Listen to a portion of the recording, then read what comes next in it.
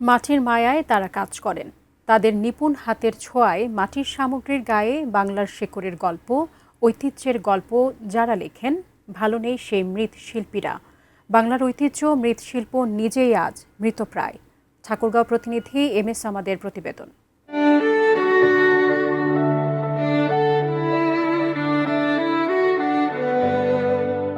কেরকেরু পাল।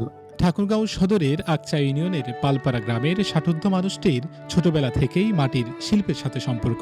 বাপদাদারাও করতেন এই কাজ, বংশ পরম্পরায় আঁকড়ে আছেন মৃৎশিল্পের কাজ।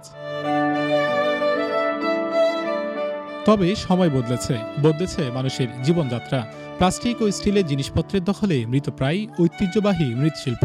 বারোলিয়া মেলা লাগবে, ওকা খেলা মাল লেগাছি, প্লাস্টিকের মাল তার আমার মাল বেচা যায় না, হয় আর কি ওই চলার মতন, কত আগের মতো হাই ভাই নাই। এটা বানার পরেও টাকা পাবো কি পাবো না কোনো গ্যারান্টি নেই, তাহলে কিভাবে বাচ্চা কাছে ঢুকে থাকবে? আমাদের ভাতা কোনোদিন আজ পর্যন্ত কেউ কোনোদিন চেষ্টা করে দেখলো না যে এই কুটির শিল্প মাটির জিনিসটা যারা তৈরি করে তাদের প্রতি সচেতন কি করাবে, এ ধরনের কিছু পরিকল্পনা করে না। ঠাকুরগাঁও সদর উপজেলায় পালপাড়ায় এখনও টিকে আছে কয়েকটি পরিবার। পিতৃপুরুষের আদি পেশা ধরে রাখতে লড়াই করছেন মাটির জন্য। মাটির দোলা হাড়ি, পাতিল, ফুলদানি, শোপিস, খেলনার রূপ পায় তাদের হাতে। তবে পহেলা বৈশাখ বা ঈদ পূজার মতো পালা পার্বণ ছাড়া বিক্রি বাট্টা তেমন একটা হয় না। পরিশ্রম বেশি, আয় কম। এ পেশায় তাই আসতে আগ্রহ হারাচ্ছে নতুন প্রজন্ম। উন্নতি নাই বিদায় এই ব্যবসাটা দিনের দিন কমে যাচ্ছে। আমার ছেলেপেলেরা অন্য নাইনে এই ব্যবসার উন্নতি নাই, এই অন্য চলে গেছি অন্য কাজকর্ম করতে।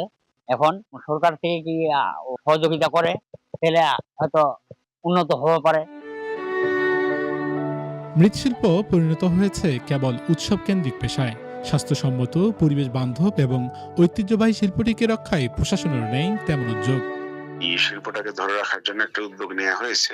আমাদের পরিকল্পনা আছে বাকি যে পরিবারগুলি আছে এগুলোকে প্রশিক্ষণের আওতায় নিয়ে আসা, যে সাপোর্ট লাগে আমরা সেই সাপোর্ট গুলো দেওয়ার চিন্তা করছি এবং সামনে প্রশিক্ষণ কর্মসূচি সহ ঋণের আওতায় আমরা NGO বা কোনো ব্যাংকের মাধ্যমে ঋণের আওতায় নিয়ে আসার উদ্যোগ আমাদের আছে।